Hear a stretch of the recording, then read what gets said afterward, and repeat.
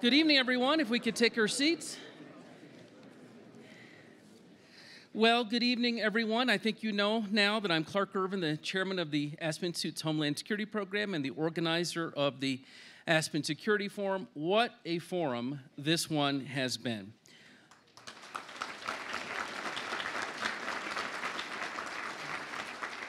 Over the course of the last few days, we have heard from most of the nation's senior national security officials and many of the foreign officials on the many issues of the day bedeviling policymakers right here at home and all around the globe. Terrorism, counterterrorism, cybersecurity, Russia, Iran, North Korea, and as our president might put it, China. We hope to see all of you next summer. Please mark your calendars to be with us again, July 18 to 21. I want to again express our sincere thanks to our principal sponsors, IASD, Deloitte, Lockheed Martin, Symantec, and Target, our new media partners, NBC and MSNBC, and our additional supporters this year, the Association of the U.S. Army, Capgemini, and MITRE Corporation.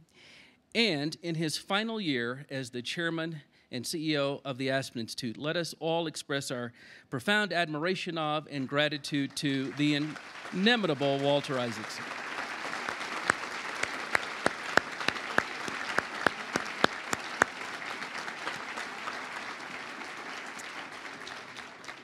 And now, to moderate our final session with the Chairman of the Joint Chiefs of Staff, I'm so pleased to introduce our moderator, my friend, the incomparable NBC News Chief Foreign Affairs Correspondent, Andrea Mitchell.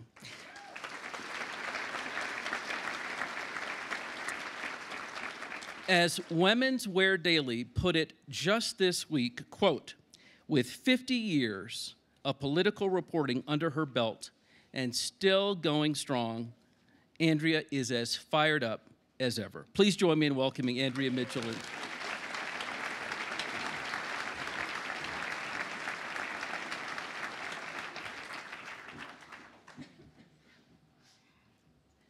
Thank you all so much. Clark, this has been an extraordinary conference. I want to thank everyone for inviting me to be here.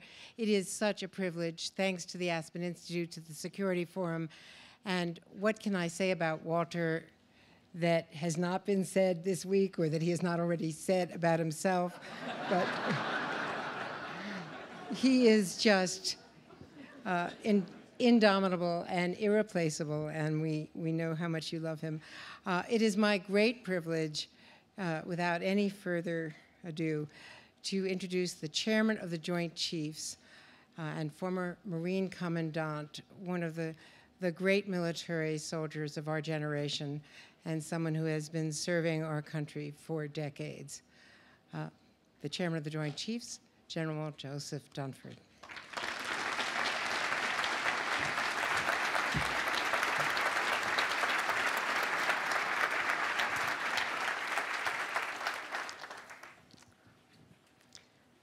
Well, General, thank you so much for being here.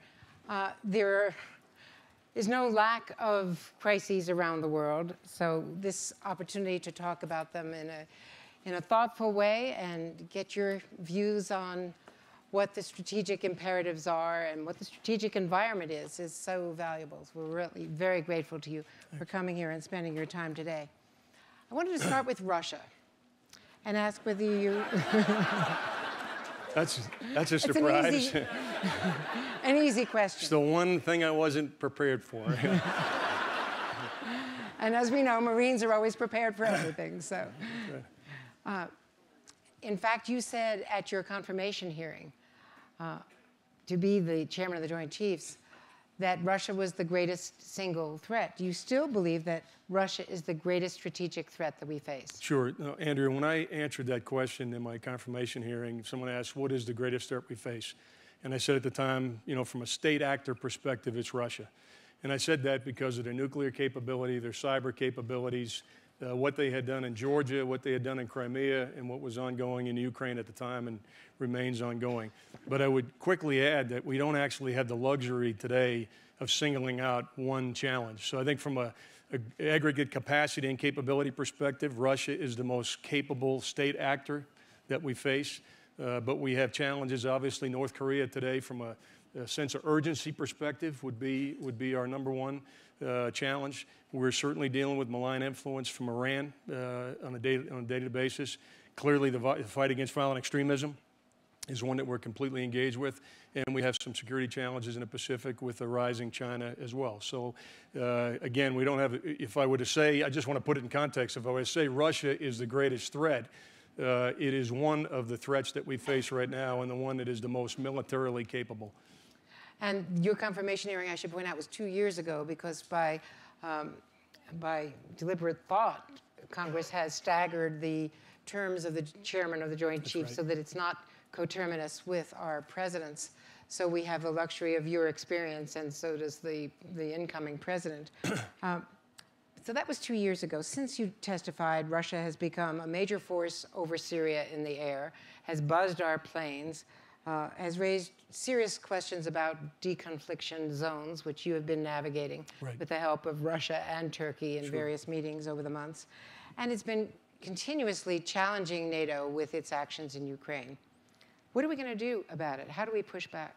Well, there's a couple of things. I mean, when I look at Russia, first and foremost, we have to be able to deter nuclear war. And so we have a nuclear deterrent.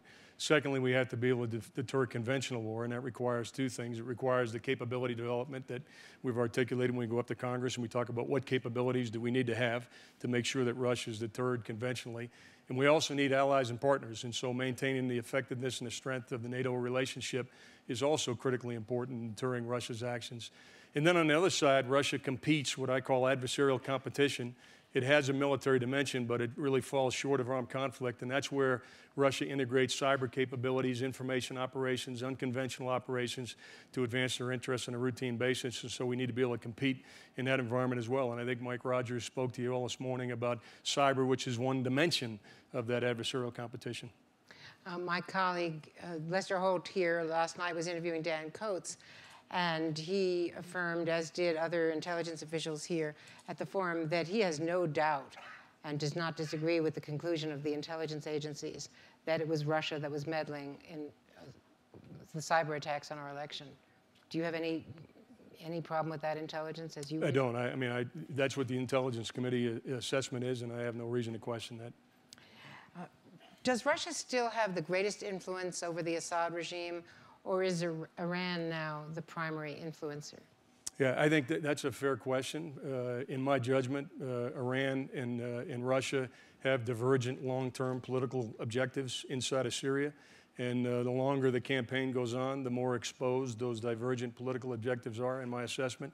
And I think it's fair to say that Russia and Iran are competing for influence on the regime at this point. I'm not sure I'd call whether Iran or Russia is the most influential, but I think that marriage of the Syrian regime, the Russian Federation, and Iran is not one that will endure. What will break it up? Divergent political objectives. In other words, what Iran wants at the end of the day in the region is different than what Russia wants at the end of the day. I think they can agree on stabilization in Syria. Of course, that's why Russia intervened in the fall of 2015. But when you look at what Russia wants in the long term, which is a presence inside of Syria, an effective naval base and air base, be able to project influence in the region, and what Iran wants, it's hard for me to see how you reconcile those two perspectives. Do you see a political solution? I know from personal experience how long and hard John Kerry tried with Russia to come up with some kind of formula in Geneva and failed. Do you see some kind of political solution to end the Civil War? Well, I guess first I'd say there has to be a political solution to end the Civil War. And I know Secretary Tillerson is working quite hard to reinvigorate the Geneva process, tireless actually over the last couple of months to be able to do that. What we're trying to do in support of that is establish facts on the ground that are going to give Secretary Tillerson leverage as he goes into the Geneva process. Do you believe that Russia knew that Assad was going to deploy chemical weapons back in April? Andrea, I really can't comment on that. Because we don't know, or because it's well, it'd be something I wouldn't want to comment on. How has... Do I have to? No. You think I can make you answer a question? No. You've done it before, actually. How do you think Syria's behavior has changed, if at all, as a result of our sending 59 missiles on that empty airfield back in April? You know, Andrea, I don't know whether this will be the case long term. I like to think that Assad has received the message loud and clear that the use of chemical weapons is unacceptable and that there'll be consequences for the use of chemical weapons against his own people. Time will tell. He hasn't used them since that day, but that certainly was intended in part to deter any further use of chemical weapons.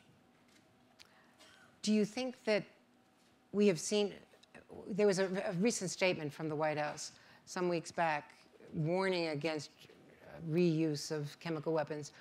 Did we have good intel that he was about to use chemical weapons again? You know, almost every day in the intel community, I know you've had Director Pompeo here, Mike Rogers has been here this week, Director Coates. There's noise in the intel community. There's all kinds of information that comes in. Some of it's more credible than other information. But certainly there was noise at that time that there might have been the use of chemical weapons, and that was exposed. Were we considering a preemptive strike?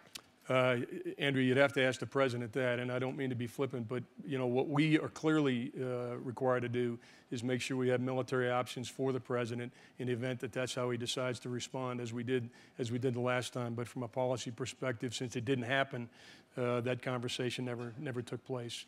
Back in June, Moscow warned that it would treat our jets, if they ventured west of the Euphrates, as hostile targets after a Navy F-18 Super Hornet shot down a Syrian fighter jet.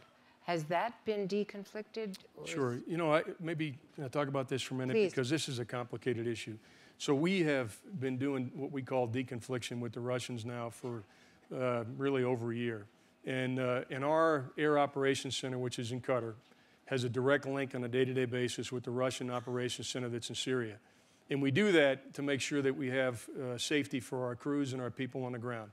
And thousands of sorties, missions by our aircraft have been flown and been deconflicted through that process. We also have a 3-star level process which handles more operational issues to talk about deconfliction lines on the ground and so forth, again, to make sure that we can prosecute the campaign as well as keep our people safe. And then I have met with my counterpart twice this year and then communicated by phone probably 4 or 5 other times to make sure that we can deconflict our operations inside of Syria. There have been a couple of incidents where the deconfliction channels didn't reduce the violence that took place. We shot down 1 aircraft and 2 UAVs as a result of them violating the deconfliction. This is the regime violating the deconfliction measures that were in place. But by and large, I'm pretty satisfied with the deconfliction measures that we have in place right now with the Russian Federation and the Russian Federation's then communications with Iran and the Syrian regime. To be clear, we're not coordinating operations, but we have, by using key terrain features and so forth, we have been able to deconflict our operations so that we can stay singly focused on ISIS and Al-Qaeda where it resides, as well as keep our people safe. Now, in describing that, and thank you, because that's a perfect segue, I wanted to ask you about, I think that 3-star is based in Qatar. No, the 3-star is actually the J5 on the Joint Staff. Okay. And so they routinely conduct video teleconferences with his counterpart in Moscow. So the 3-star channel and the policy channel. So there's really 4 levels, not to be too complicated, but there's a policy level that has State Department and Secretary of Defense's staff is there. We're represented. There's a purely military to military 3-star level. Those 2 channels are by secure video teleconference. Then there's the on-the-ground direct communications link between Qatar and Syria. And then there's the face-to-face communication that I have with my counterpart, Secretary Tillerson has with Foreign Minister Lavrov and so forth. Well, how important in the war against ISIS and our operations in the region, in Syria in particular, is that base in Qatar? The base in Qatar is critical. I mean, it's the headquarters of the United States Central Command. That's the 4-star headquarters that has responsibility for U.S. military operations from Egypt to Pakistan. It's also what we call our Combined Air Operations Center, which really is the nerve center of all of our aviation operations, again, that extend from Egypt all the way over to Pakistan. So it's a very critical base. which of course brings us to this ongoing dispute, which has been escalating between the Saudis, the UAE, and others in the Gulf region against Qatar. And Secretary Mattis and Secretary Tillerson have been trying to disentangle this. At various points, the president has taken an opposite point of view, which has made it more difficult for them. How does this get resolved? Well, first, we've managed it to date where it has not had an impact on our operations. And I've spoken to my counterpart in Qatar, and Secretary Tillerson has made a trip. He was there last week for about 4 or 5 days trying to work through this. So clearly it's going to be resolved diplomatically, to answer the question briefly. But in the meantime, we have been able to work through the issues associated with continuity in military operations. And so that's our primary focus right now. I mean, is Qatar a reliable ally, or do you think that they're too aligned with Iran and Hezbollah? Yeah, look, I think all of the nations in the region could do more in the fight against extremism, and I think that's been a point that has been made at the political level. But our facility in Qatar has been there for some years, and it has been they have been reliable in that regard. Getting back to Syria for a moment, and the whole question of how you handle the fight against ISIS and Raqqa. How important are the Syrian Kurds in this operation? Yeah, so 2 years ago, when we were having conversations about Syria and ISIS in Syria, there was a lot of hand-wringing. And if you just go home tonight and you just get on Google and you look up the headlines in October, November of 2015 and the comments that were made about the strategy at that time, I think you'll find it an interesting exercise. We had probably about 200 personnel that we could identify as partners on the ground inside of Syria. Tonight, we have over 50,000 partners on the ground. These are Syrians that are taking the fight to ISIS, and about half of them are Arabs and half of them are Kurds. The leadership is provided by an organization called the Syrian Democratic Forces. That's a Kurdish individual by the name of General Mazloum who has organized this force. But they are the ones who have taken back the wide swath of ground in northeast Syria and really have put us in a position where ISIS inside of Syria will no longer be in possession of ground.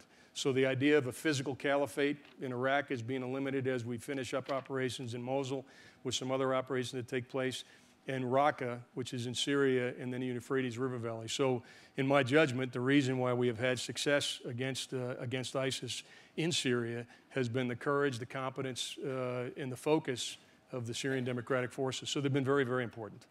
Can you make Turkey comfortable with this? No. Look, first of all, I would say that Turkey is an important NATO ally, and we have very many more interests that converge than diverge.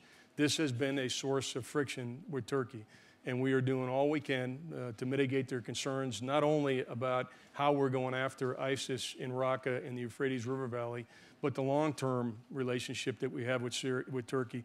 And I would tell you that any political solution and any military solution in Syria is going to be completed with full recognition of what Turkey's long-term interests and concerns are from a security perspective. I have, to tell you how much emphasis we place on it, I think in the last 12 months I have been to Turkey 12 times, and I've met with my counterpart another 6 or 7 times. And that's in a 12 or 13-month period. So the relationship with Turkey is critical. They are an ally in NATO. We just did not agree on how we were going to prosecute the campaign in Syria.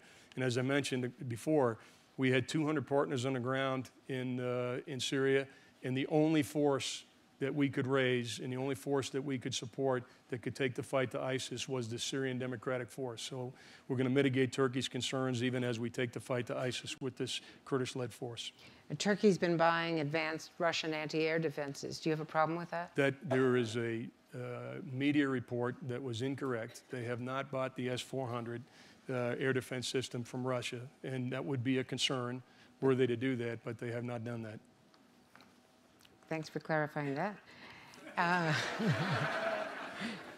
At this forum earlier this week, Iraq's ambassador to the U.S. warmly thanked Iran for his help in stabilizing security for Iraq.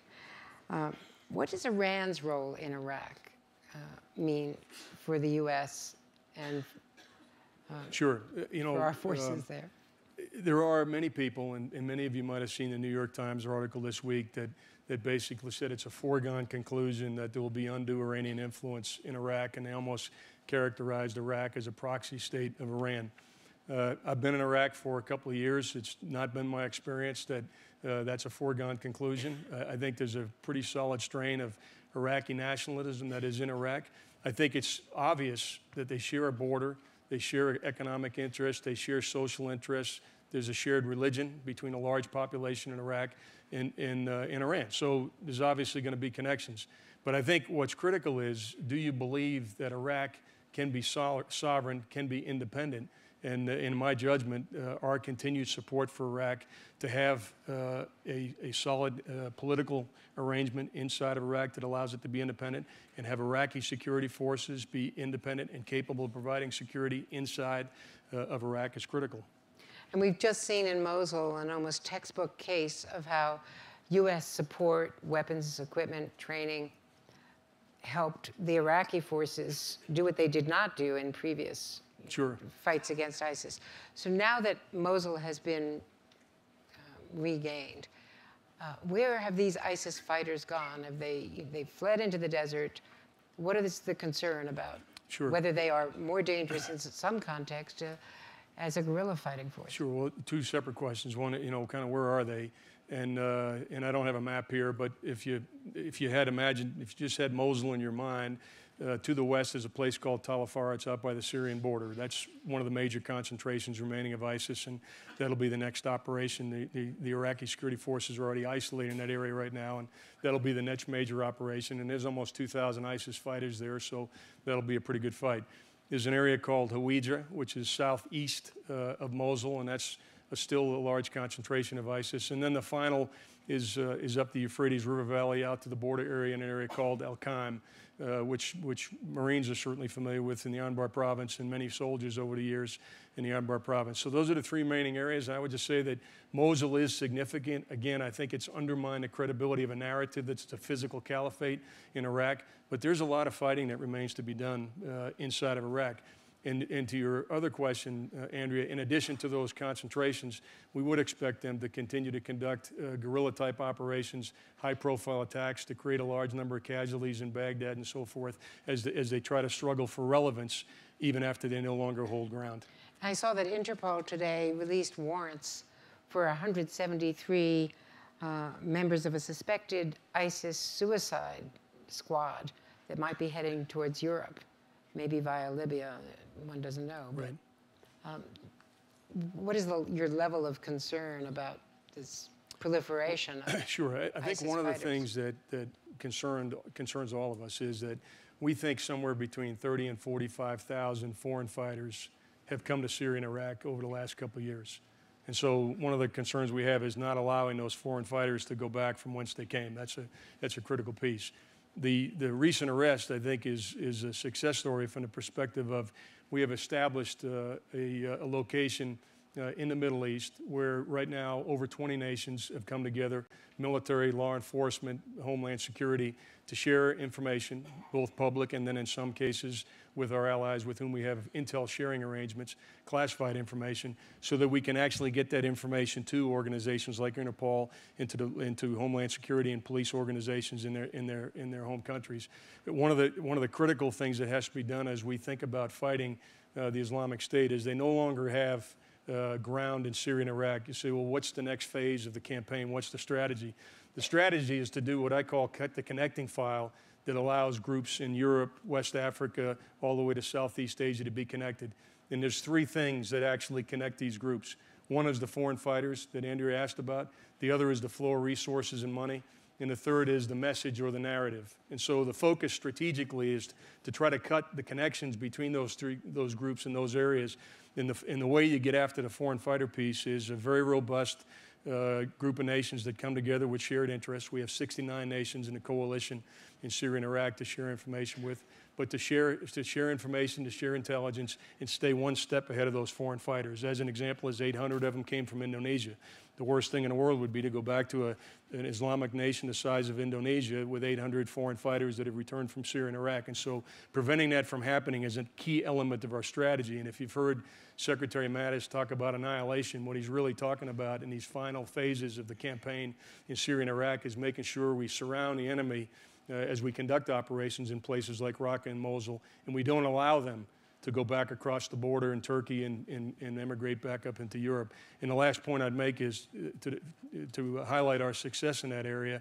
We estimate that about a year ago, 15 months ago, as many as 1,500 foreign fighters were going back and forth across the Turkish border every month. And now we estimate it's something less, and we think far less than 100. That's pretty dramatic progress. I'd say your 12 visits to Turkey in the last year have had some big impact. Well, the Turkish-Iraq border and the Turkish-Syrian border is obviously critical in the fight. I want to ask you about America's longest war, obviously Afghanistan. Do you agree with General Nicholson that we should send more troops?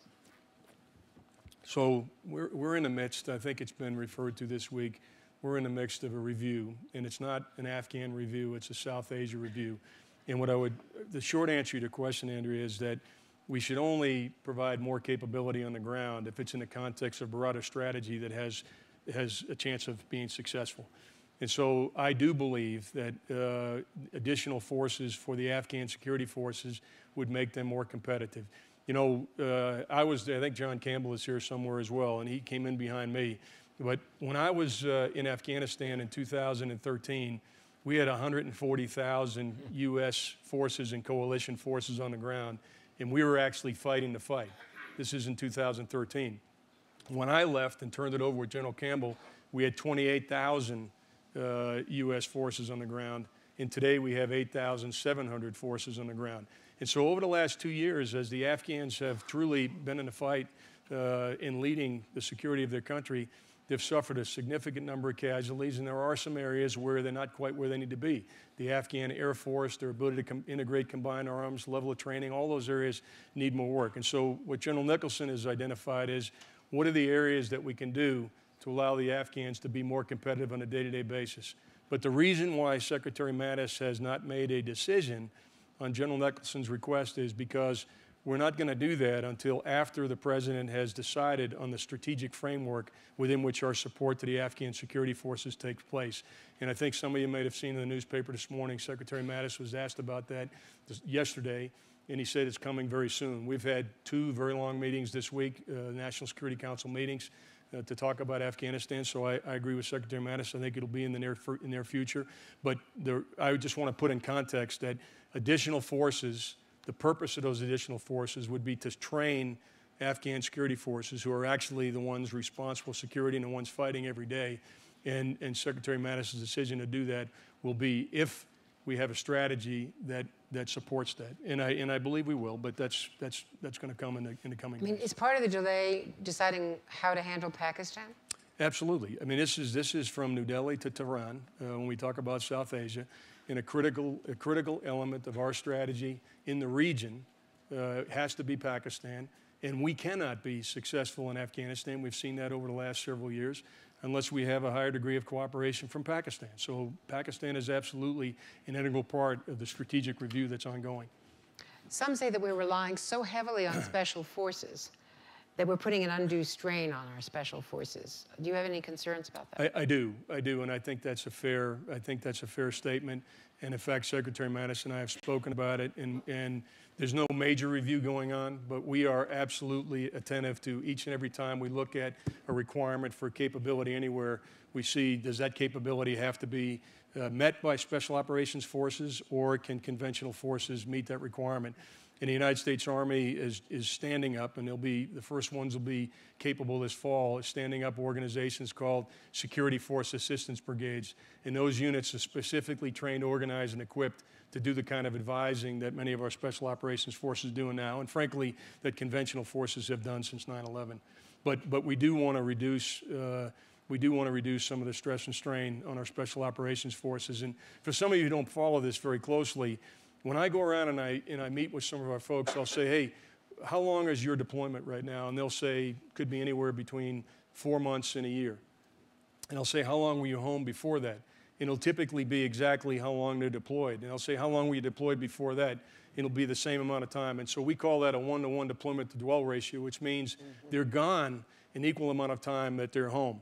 And over time, one, we want to make sure that our special operators are trained for the full range of missions that they may accomplish, not just those against violent extremism. And secondly, there is if on a human factors perspective, family considerations and other considerations that you want to make sure that we don't take some of our best and brightest and run them too hard. And this affects the entire volunteer army. I mean, the multiple deployments affects all of them. No, Andrea, look, our men and women in uniform, and I'm you know, needless to say, extraordinarily proud of them, and they don't ask for much, but we have been running them pretty hard. I mean, most of us made an assumption in 2010, 2011 that the level of operational tempo, that is the commitments that we have on a day-to-day basis, would be reduced over time. And if anything, our commitments have increased over time, and we're mindful as we resource these commitments. We're mindful of the need to look at this, you know, with a very long horizon. Can the U.S. envision a future where the Taliban rules in certain parts of Afghanistan? You know, Andrea, the political solution in Afghanistan has to be an Afghan-led solution for it to be successful. And so how the Taliban are accommodated politically in Afghanistan is, in my view, an Afghan decision to make. Fair enough. Has the president given his commanders a time frame for an exit strategy?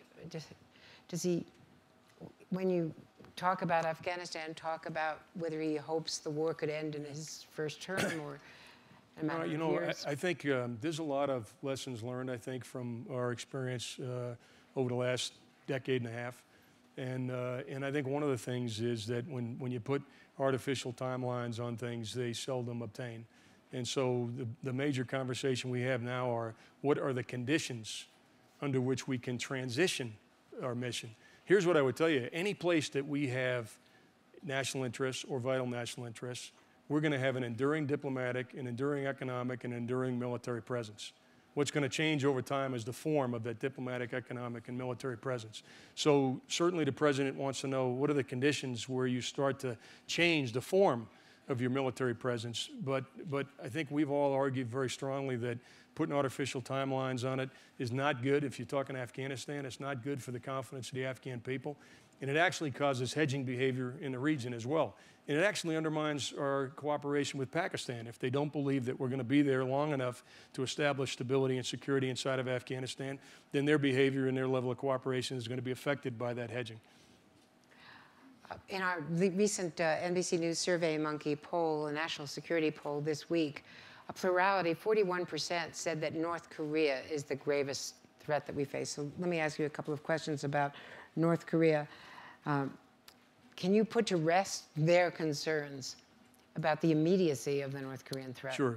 I mean, look, when we look at the path of capability development North Korea has been on, they conducted 16 missile tests last year, 2 nuclear tests in 2016, and I think it's 75% more that Kim Jong-un has conducted than his father, his predecessor. So they're clearly on a path to develop an intercontinental ballistic missile that can reach the United States and to match that with a nuclear weapon. So am I concerned? Absolutely. Do we need to deal with that? Absolutely. What I can tell the American people today is that, you know, what the North Koreans are capable of today is a limited missile attack. And we are capable of defending against a limited missile attack for our forces in South Korea, our South Korean allies, our Japanese allies, our forces in Okinawa, our forces in Guam, and the American homeland and Hawaii, to include Hawaii. So we can deal with a limited attack. Our concern is growth in capacity, that is increased numbers of missiles over time, and the combination of an intercontinental ballistic missile with a nuclear weapon is obviously a concern. And so do the American people need to be concerned long-term? Yes, and that's why this is, you know, probably at the top of everyone's inbox in national security today is dealing with the North Korea crisis. But we can protect the American people today, of that I am sure. I know that many people would be certainly relieved by that, but that sources whom I've spoken with were surprised at the time with the successful launch of that intercontinental ballistic missile. Do we have a clear window into how far along they are on miniaturization of a warhead? Yeah, you know, much of the information about the details is obviously classified, and I know it's been talked about this week. Several people have speculated. In the business I'm in, I get paid to assume that they have that capability now. And so I have a sense of urgency to assume that they're going to have it. Whether it's going to, you know, in my judgment, it's academic, whether it's 6 months, 12 months, 18 months, or 24 months from now. They're on a path, and it seems an irreversible path to develop that capability. And so we need to have a sense of urgency to denuclearize the North Korean peninsula, which is our U.S. policy right now. At the same time, this is an almost unique challenge, intelligence challenge, because of the tunnels, the underground nuclear facilities, mobile launchers now, underground tunnels. We, frankly, I'll posit it, you don't have to confirm it, but from all of our sourcing, we don't know where all their stuff is. And so how do you do a preemptive strike that won't leave them with enough to retaliate? They have their artillery trained on 20 to 25 million people in South Korea. In the immediate vicinity, including 28,000 American troops, 100,000 American civilians, our allies in Japan. So what are the military options? First of all, and you know, again, for people who don't follow this routinely, we're involved right now on what's called a pressurization campaign, primarily using diplomatic and economic pressure to denuclearize North Korea, the Korean Peninsula. And what Secretary Tillerson is attempting to do is get the entire international community to tighten the noose, if you will, for trade and economically cause North Korea to at least initially freeze and cap their capability, and then eventually to denuclearize. We are all, you know, trying to support Secretary Tillerson in that regard, and the U.S. military is completely supportive with the military dimension of deterring North Korea today and making sure that everything we do is consistent with his effort to diplomatically and economically resolve the issue. Many people, and this is an important point, many people have talked about military options as with words like unimaginable. And I would probably shift that slightly and say it would be horrific.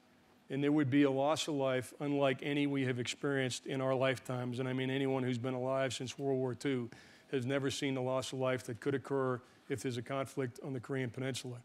But as I've told my counterparts, both friend and foe, it is not unimaginable to have military options to respond to North Korean nuclear capability. What's unimaginable to me is allowing a capability that will allow a nuclear weapon to land in Denver, Colorado. That's unimaginable to me. And so my job will be to develop military options to make sure that doesn't happen.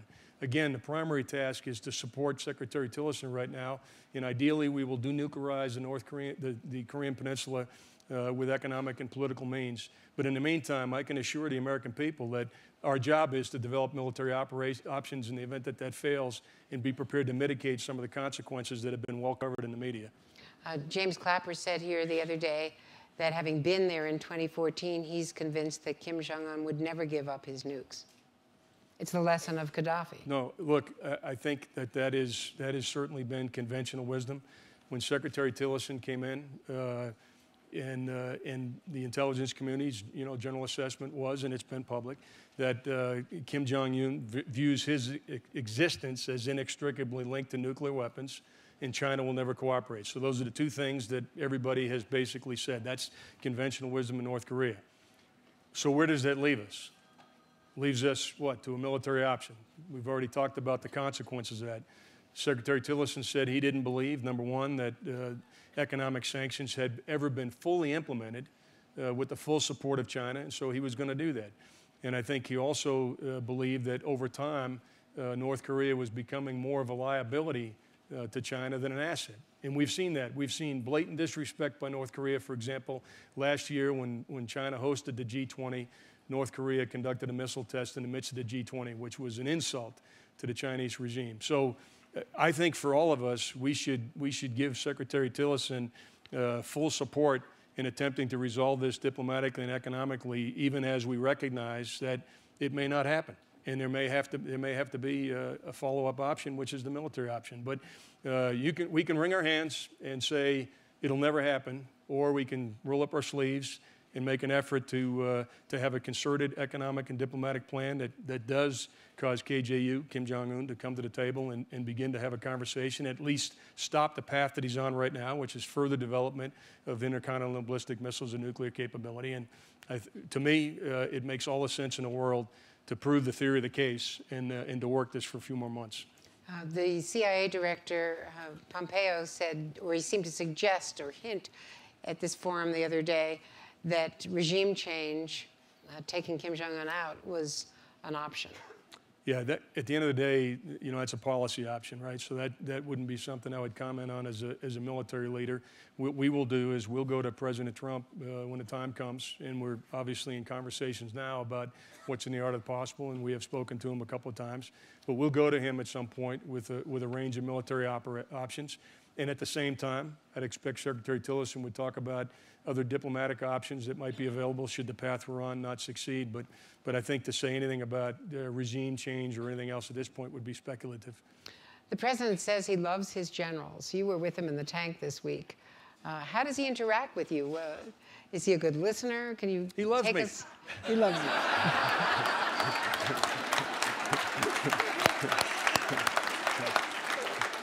At least I think so. Look, I'm not surprised you asked me the question, but you'd be surprised if I answered it. No, I mean, just if you could describe the kind of interactions. Sure, he's a very curious individual. He asks a lot of questions. He asks a lot of hard questions, and the one thing he does is he questions some fundamental assumptions that we make as military leaders, and he'll come in and question those. So it's a pretty energetic and an interactive dialogue. I can only imagine. I was watching the commissioning of the Gerald R. Ford, the newest and largest aircraft carrier today, and we were talking off stage. It was very meaningful to me, having known the president and know what this meant, right. This naming meant to him, and to watch that and to watch a ship come to life. But it occurred to me that in recent decades, we have not had commanders-in-chief who've served in the military. We had Jerry Ford and Jimmy Carter, and to a lesser extent, Ronald Reagan in the cavalry. But I am not making that up. That is not a joke. That is actually the way he described the horse cavalry. You know, they asked me who I wanted to interview me, and I actually said Andrea Mitchell. Imagine. Too late to change that now. But he actually was. He was in the military service. He was. He was in the military service. So he was a very good public affairs officer. Exactly. But knowing Carter and Ford, who were on active duty, and all the rest, and the fact that we don't have so many members, no more now because of Iraq and Afghanistan, thankfully, but we don't have that many political leaders at the federal level who have served. Has that taken something away from their experience level? Yeah, I don't, you know, at the end of the day, you'd expect me to say I'm concerned about it, but I think what's really important, and we have tried to do this with President Trump, we've tried to do it with many members of Congress, some who may be here. I think what's important is that our political leaders get to know our men and women in uniform, get to see what they're doing around the world, visit them in places like Afghanistan and Iraq, visit them in places like Africa and the Middle East. And I think that's how you close the gap. I think what's most important is, one, they learn to appreciate the extraordinary quality that we have. And they also understand the impact of the decisions that we make in Washington and how those decisions are affected in places like Afghanistan and Iraq. That's what's most important. So I think for political leadership, knowing their men and women in uniform is important. I think you know, certainly maybe it takes a little bit more initially if you haven't served. And I want to open it up to questions for the audience, but I also, like most Americans, I've been thinking a lot about John McCain, the chairman of the Armed Services Committee. And despite the battle that he's now waging, he's been weighing in from Arizona on all sorts of issues, sending out blasts. And in this past 6 months, he has gone on more overseas trips to visit with the troops, to reassure leaders about issues near and far. I mean, he's been working at an incredible pace. if you could speak a bit about John McCain and his continuing contributions and what he's meant to the U.S. military. No, I mean, I've had the good fortune now. I mean, I think the first time I testified before Chairman McCain was 2005, 2006, so it's been 10 or 11 years, and certainly when I've deployed a routine visitor, in fact, every 4th of July, if you're in Afghanistan or Iraq, Exactly. you know, Chairman McCain is out there. Obviously, you know, in a time when the phrase "Great American" might be an overused phrase, I don't think anyone would argue that, you know, Senator John McCain is a great American. But he has such status around the world that he speaks on behalf of our nation when he engages. And there's not a world leader that wouldn't drop what they're doing to see Senator McCain when he goes over on a congressional delegation. And I think in our system, many countries, it takes a while to figure it out, but in our system where the funds, the resources necessary for our foreign policy, our military operations are provided by the Congress, Chairman McCain provides a very stabilizing influence when he talks to leaders in Afghanistan and Syria and Iraq and Asia and so forth about U.S. foreign policy. And I think it'd be hard to argue that over the last decade, he's been one of the principal architects of the American approach in foreign policy. And I know you've thought about this a lot because General Mattis and you have worked so closely with Secretary Tillerson, you've worked with previous secretaries of state. The importance of diplomacy and foreign policy to work with the military, with the Pentagon, if you could speak to that as you travel around the world. I think if I've learned anything, you know, I think when you're a young Marine or a young soldier or airman, you might not be as appreciative of what your foreign policy or State Department, Foreign Service officers are doing. I sit here now with a great degree of humility because there's not actually one challenge that we confront in the U.S. military that can be solved militarily. It can only be solved with a good framework of foreign policy. And whether it's Afghanistan, and that's the conversation we had a minute ago, whether it's what's going on in the Middle East, we can have the greatest military in the world and we have the greatest military operations in the world. If we don't have clarity in our political objectives, if we haven't properly resourced the State Department, if our foreign policy and our allies aren't strong, we'll never be successful. So, you know, I view the Department of Defense clearly in support of the State Department. There's a reason why the Secretary of State has historically been the greater among equals in the cabinet, because he's the architect of our foreign policy. And that actually is what is going to determine our success or failure as a nation. And as we wind down these wars, one hopes, we need to have policies and diplomats and economic policies to sustain the peace. There's no question about it. In fact, you know, we spoke briefly before coming in here. When I look at our relationships around the world, if you want to have healthy relationships, you got to be balanced in at least 4 areas. There's the diplomatic relationship you have, there's the economic relationship you have, there's the military relationship, and the intelligence relationship. The most important of those 4 is the political relationship, because that's the framework within which all of the economic, military, and intelligence activity takes place. So again, strong policies and strong relationships at the political level, that's the critical enabler for all of that other activity to take place, to include the strength of our economy, not just our endeavors in security. I want to give these good people a chance to ask questions. So we have floating microphones. Why don't we start there, and we'll move across. Thank you. Hey, good evening, sir. Welcome. My name is Drew Dornstadter. I'm an Aspen Security Forum scholar. As the Department of State faces significant aid and development cuts, how do you expect Department of Defense to do some part in absorbing that? Yeah, you know, I don't know yet where those cuts will fall. You know, they've announced the budget, but Secretary Tillerson is still working through the details of what he is going to do with that money. So it's very difficult for me. I'm not going to avoid the question, but it'd be hard for me to speculate where the impact is going to be felt inside the State Department and what the implications are for the Department of Defense. But I would tell you that in almost everything we do, I mean, just today, and I won't mention the location, but just today, one of our commanders came in and said, hey, look, in order to do stabilization operations, we're looking for an authority to cut $12 to $15 million from the Defense Department over to the State Department. That kind of activity happens routinely, particularly in stabilization operations. And we clearly provide security. For example, when political leaders want to meet, particularly in places like Libya, we provide security for that. We work very collaboratively with our USAID counterparts. And so This is, in all seriousness, it's not right. This is one team between the State Department and Department of Defense. And so what's going to be important is that we get the job done, and we're going to leverage whatever capabilities and capacities reside in the State Department and Defense Department and bring that together in order to get the job done. Thank you. Yes, Julia? Hi, Julia Yaffe from The Atlantic. General, thank you so much for coming to talk to us today. I wanted to ask you about Iraq. Mosul has been recently liberated. It seems like Raqqa is next, which is, of course, good news. But then we also have pretty well-documented reports of revenge killings by the Iraqi troops.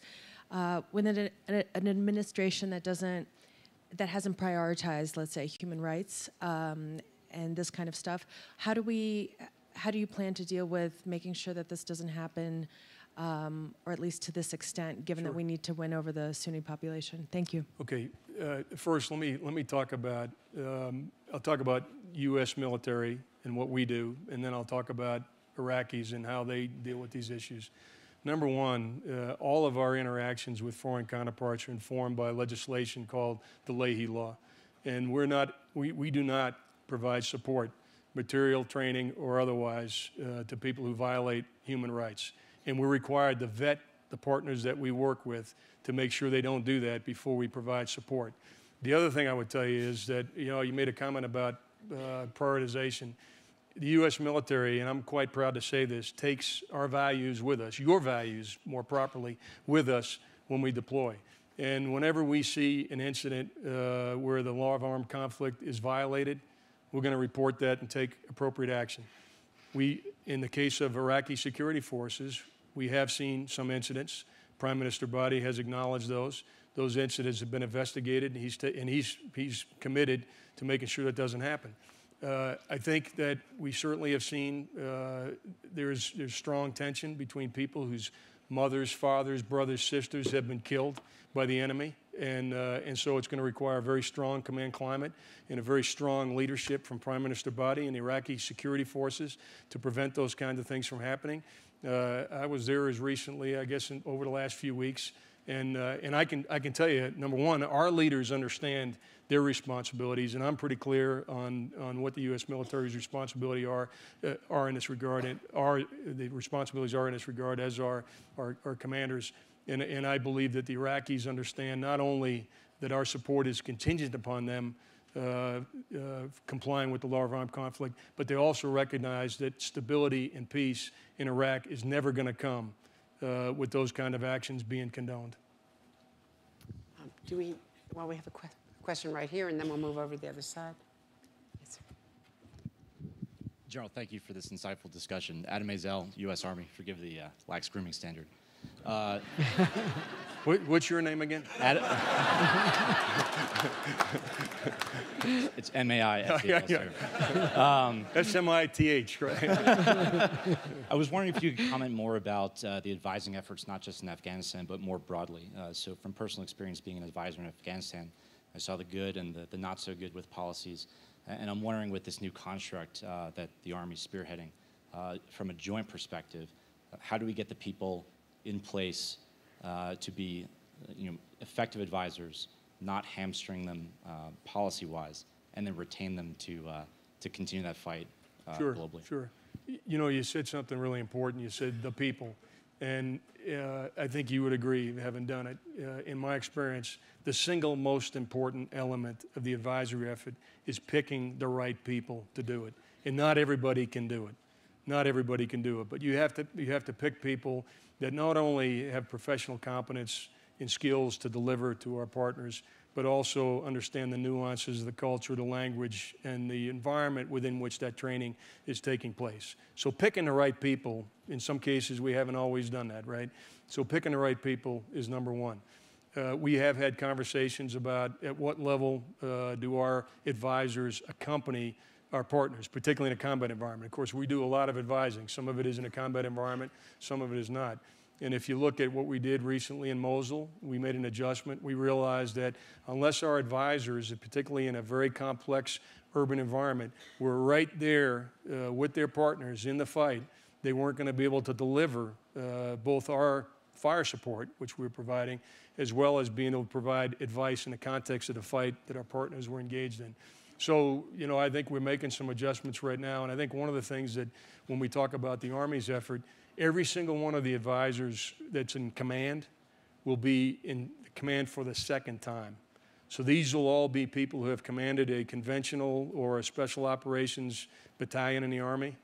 And then they will go off and be part of these security force assistance brigades to be advisors. So we recognize that mature leadership is critical, experienced leadership is critical, and that's a pretty good vetting process when someone has already gone through the crucible of command for a couple of years and you have a chance to see whether they've been successful in that environment, then and only then putting them in the Security Force Assistance Brigade. So we have 16 years of lessons learned, and we have a lot of lessons from Vietnam as well, and I think as we look forward, those would be among probably the top 2 or 3 that I would zero in on if that resonates with you. Yes. Hi. Chairman, Alan Estevez from Deloitte. First, thank you for the great service you've rendered the nation and the tough jobs over the last number of years. Could you address the impact of what I'll call the budget drama over the last 6 years and the impact on our capabilities and future capabilities through modernization, and what your prognosis is for the future of that? Alan's an old friend, at least he used to be. I thought, you know, it's close. I thought, hey, almost got out of here. I might get out of here without having to talk about I mean, I'm in Colorado. I'm feeling pretty good. The weather's out here, and you just dragged me right back down. On a more serious note, and this is a serious note,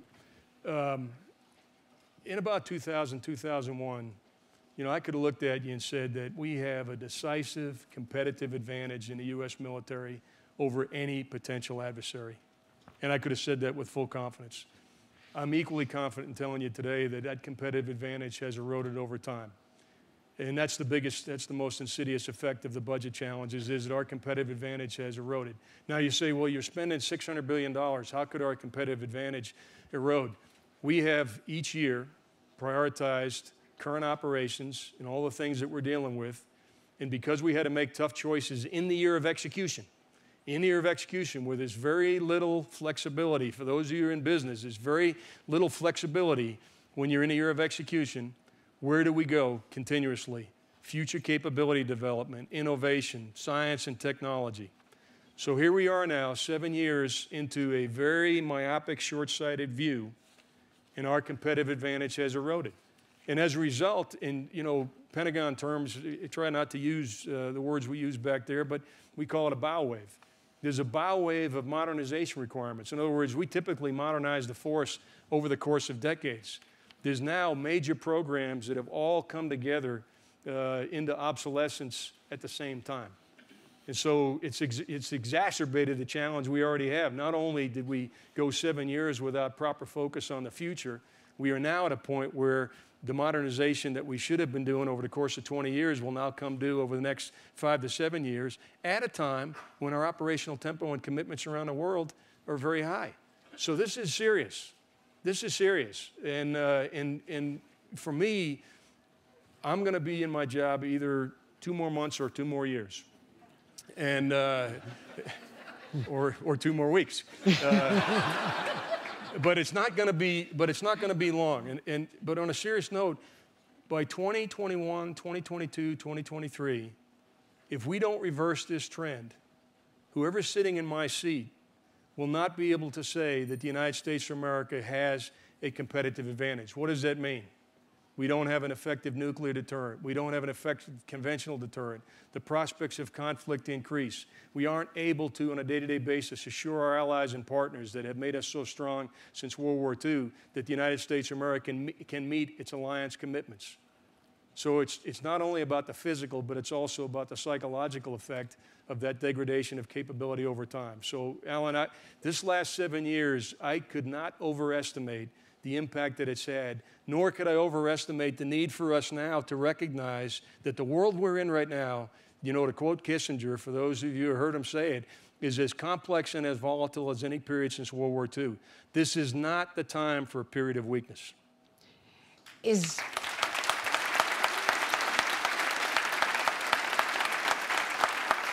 Has it gotten dramatically worse because of the sequester? Yes. And when I talk about a competitive advantage, what I probably ought to tell you is that there are two things that make the United States military unique and make us able to say we have a competitive advantage.